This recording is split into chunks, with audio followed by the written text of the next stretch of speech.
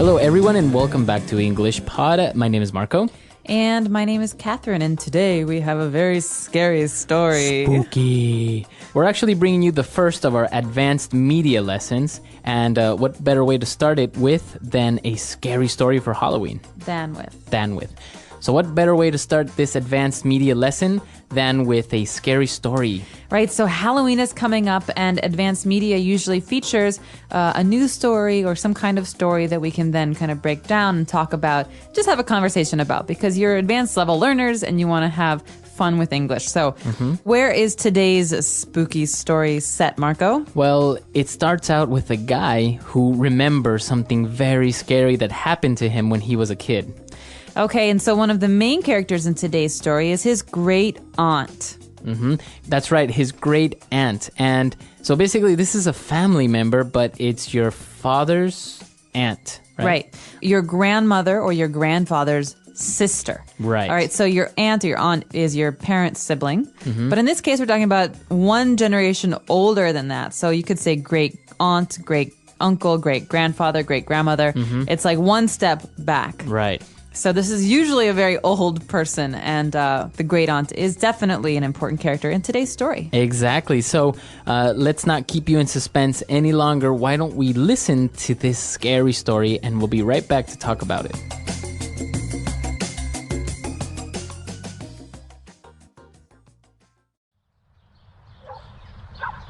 Oh no, the lights went out. Honey, can you light a candle? Sure. What do we do now? Well, we can just talk, like we used to. I know. I'll tell you a scary story. It happened to me and my dad when I was a teenager. I was living with my father at the time when he received a phone call. Hello. Yes, this is him. I see. Sorry to hear that. Okay, no problem. I'll be there shortly. Pack some clothes, Tony. My great aunt is very ill and no one in the family wants to take care of her. We're going to stay at her house for a few days. Aunt? What aunt? I never knew you had a great aunt. Well, the family doesn't talk about her, or get near her for that matter. Why is that? Come on, we have to go. So we arrived at this old house on the outskirts of our town. There was almost no one around, and the house had an eerie look to it.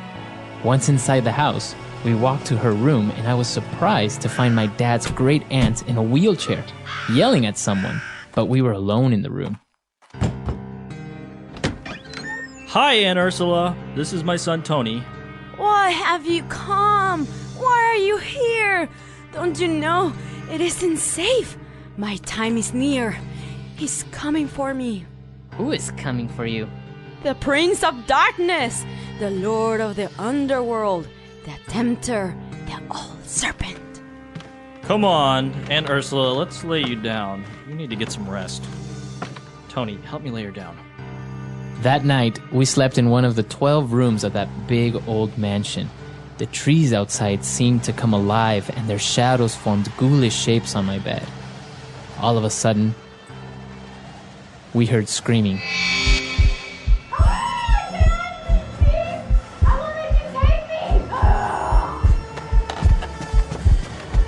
Dad! Something is attacking Aunt Ursula! Go back to the underworld, you dreamer. I shall be judged before you can take me.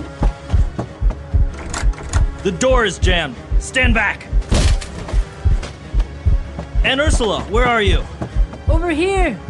And as we approached her, she was lying on the floor with her hands and feet open like the Vitruvian Man, breathing heavily with bloody marks and scratches on her arms, legs, and face. Remember how I mentioned that she was in a wheelchair? My aunt had been paralyzed from the neck down for just over a year. After this incident, strange things would happen in the house, and my aunt would yell and scream, according to her, warding off the evil that had come to get her. As the days passed, she became very weak and eventually was unable to talk. My dad had to work during the day, so I was left to care for her. When she lost her voice and laid on her deathbed, I would hear her breathe in and out.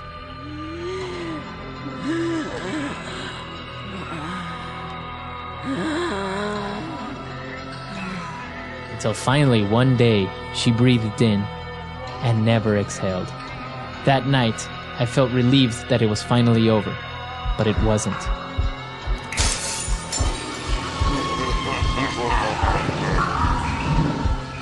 I was so terrified of what I was hearing that I didn't sleep all night.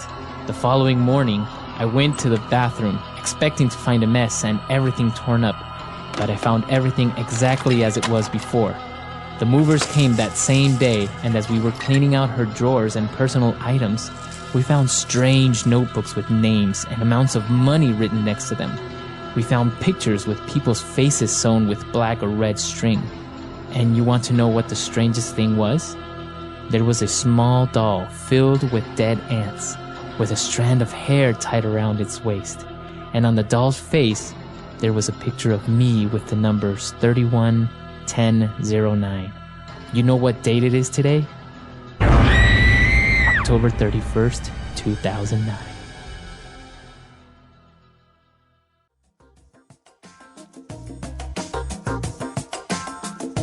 All right, we're back. So, what'd you think? Pretty scary? I got goosebumps. It's a little spooky. A little yeah. scary. Now, what's interesting about this story? It's based on a true story, so that makes it even scarier. No. Yeah. Dare I ask? Did this happen to you? No, I'm not old enough, but this actually happened to a family member of mine, and that's why I know this story. So it was kind of told to me when I was a bit younger, and I remembered it. And well, Halloween is a great time to remember these things. And the first time you heard it, it scared the crap out of you, right? Oh yeah, for sure. Actually, the first time I heard it, we were on an airplane, like on October 31st. Oh, wow. So it was pretty scary. Well, we've got a lot of really interesting stuff here. We're not going to dwell too long on the grammar or the vocabulary because we assume that most of you have understood this, but there are a couple of things that can be really difficult even for English speakers. So the first one is this phrase, my time is near. My time is near. So what does that mean exactly? Well, my time is near. My end is coming. It means I'm very old and I'm probably going to die soon. So my time, his time, that's when you die. Okay, so it's always used in reference to death, right? In this case, yeah. So it's used in reference to death. And in this case, you have the aunt who's talking about herself, but you could also say his time is coming. We should visit him in the hospital. So it's a kind of softer way of saying that someone is going to die soon. Right. Okay, so my time is near or his time is near. All right. And then something really interesting in this story as well. She had many different names that she called the devil. So she didn't directly say the devil. She said the Prince of Darkness. Prince of Darkness, Lord of the Underworld, the Tempter. The Tempter and the Old Serpent. So these are actually different ways that historically have been used to describe the devil, right? That's right. And a lot of them are biblical, like the Old Serpent, back in the first pages of the Bible when the serpent tempts Eve, that's the devil. And so we hear a lot of these, especially on Halloween. These are great words to use to kind of diversify and not say devil, devil, devil. Right. Okay. So apart from those synonyms for the devil, she also used an interesting phrase towards the end when she said, I shall be judged before you can take me. So, judged, to judge, this is to see if something is right or wrong. But in this case, we talk about judgment at the end of a person's life. So that means when you go to the gates of heaven and there's St. Peter and he has a list of the good and the bad and he says yes or no. Right. And then if you're a no, you get sent down to hell. If you're a yes, you go to heaven. Right. So she says, I shall be judged. This means I want my day in court. I want to have my actions analyzed by St. Peter, not by you. Right, exactly. So actually this makes reference to a lot of beliefs in Christianity, right? So it's just another aspect of the story, but of course, other religions probably don't have the same things such as like the gates of heaven and St. Peter. Right, the system of judgment. All right. So what did you think of the story? Did you like it? I really liked it. I thought that it was really spooky, and I thought that it built up well. But I also like the imagery. We talked about, or we haven't talked about this yet, but he describes his great aunt. The character describes his great aunt as being spread out like the Vitruvian man. So you have this image of her arms spread out and her legs spread out. You know that picture that Da Vinci did of a human being, and it's like an anatomy, and it's in a circle, and you can see the legs and the arms. That's just so really like a powerful visual image. Yeah, you can imagine her laying on the bed in this position, right? Mm-hmm. Yeah, it is pretty scary. What about you? Have you ever had any close encounters with the supernatural or ghosts or goblins or something like this? No, personally, I've never had any experiences like that, and I tend to not believe Really? ghost stories. But maybe if this had happened to someone I knew, I'd be a little bit more skeptical or less skeptical. But What about like when they have those documentaries or those recordings of strange voices or appearances, like these old castles in England or stuff like that? What do you think? I love those shows.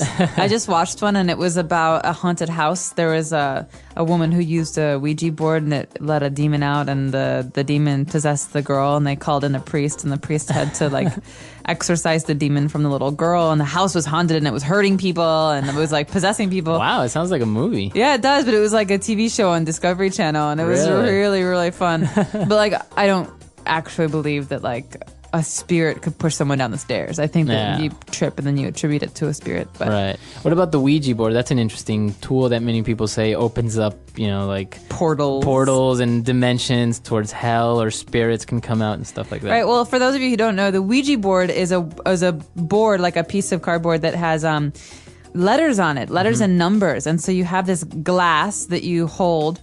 And once the spirit comes, it guides the glass to point out to names or places, and you spell them. And they're really popular with like 13-year-old girls who have these slumber parties, and they use it. And we always say, who is she going to date? And then it moves. But I believe in the power of the human mind. So I think a lot of times, even if we're not aware of it, we're the ones, manipulating this Or glass. believing what we want to believe. Yeah. But what about you? Are you superstitious? Do you believe in ghosts? I'm not superstitious. I don't know what to think about ghosts because I've actually had a couple of very strange encounters with the supernatural, but I really wouldn't say, oh yeah, I believe in ghosts, or I believe they're spirits that haven't been put to rest, or they have unfinished business, like in Casper or something like that. Yeah.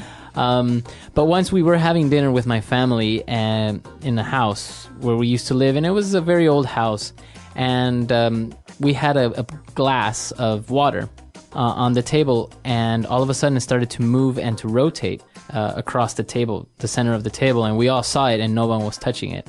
So we all were pretty confused and nervous, and then just kind of burst out in nervous laughter. And we didn't really know what to make of it, but it was very strange because it moved a good amount towards like half of the table, and it was spinning at the same time, so it was very strange. Weird. So things like this, and in general, Hispanic or Latin American culture they're very superstitious. They have a lot of beliefs in like magic, or some people still are reluctant to give out a picture, for example, because of something like this in the story. They say you shouldn't give out pictures to boyfriends or girlfriends or anyone, because if you break up or something is to happen, then they could do something with that picture and maybe hurt you. Really? So this idea that you have a likeness, like a picture or a doll or something. What can you talk about that? Because I don't really know anything about it. Having that means that you're able to like do something to that very person. Yeah, like not necessarily like a voodoo doll, right? Where you see that you can put pins in it and then it would hurt someone. But people believe that pictures, for example, they capture your image, and so if somebody has it and wants to do harm or black magic, then they can use that as an instrument to get into you. Okay. The same as pieces of clothing, or the same as hair, and things like this. So that's why there are the shamans, or the Indian witch doctors who do cleansing like this, and people still actually go to them. People in the city still believe in these things, and they'll go to a shaman and get themselves cleansed because they believe that their luck, they have really bad luck, or they've been very, very sick for a long time and doctors can't figure out what it is. They think it's because someone has cast a spell on them or is doing some black magic to them, and they need to get it cleansed. Oh, wow. So yeah, it's really, really common. But it's all part of the folklore and the heritage of the countries, and right. It's actually very, very interesting, and some things are just really out there, really weird. Yeah. Yeah. Well, a lot of it, I think, comes from indigenous beliefs mixing with Catholicism too, right? Yeah, Because a lot exactly. of South American countries and Latin American countries are very Catholic, but they get kind of melded, these traditions with Yeah. indigenous beliefs, and then you have these crazy rituals and like We actually have a belief, and it's very true, that, when somebody is completely in love with this girl, and this girl is like maybe, not very nice or not very nice to that guy, but he's still completely into her. So Right. there's this word that we say that he's been like underweared or something like that. And the reason behind this is that one of these rituals that I talked about is that the girl would make tea, right? Would take a tea pot, and in it would put her underpants, used underpants, to make the tea water, and then would serve it to the guy. So the moment that he drank it, this was like a magic potion, and then he would continuously be in love with her. oh, So yeah, it's very strange. that's gross. Do people actually do that? No, it's not something that you do now. But it's something that people knew about, that used to be done way before. Okay, so people now, it's part of the language where you say Yeah, that someone has been like Underweared or something like that. She cast a spell on Yeah. him, maybe what we would say. So things like this that, of course, aren't really done anymore, but still people make reference to it because we know it from our history that it's been wow. done before. How cool. Well, I'm really curious to know if our users have any similar stories or have any scary stories they want to tell. I bet they do. I'm sure they do. And this advanced media lesson is a great place for you to do that, because we expect that a lot of advanced level learners are going to be listening to it, and practicing your writing is really important. So we hope that you'll put some comments on this lesson, and of course ask us as many questions as you want. All right. So we'll see you guys there, and have a happy Halloween. Happy Halloween. Bye.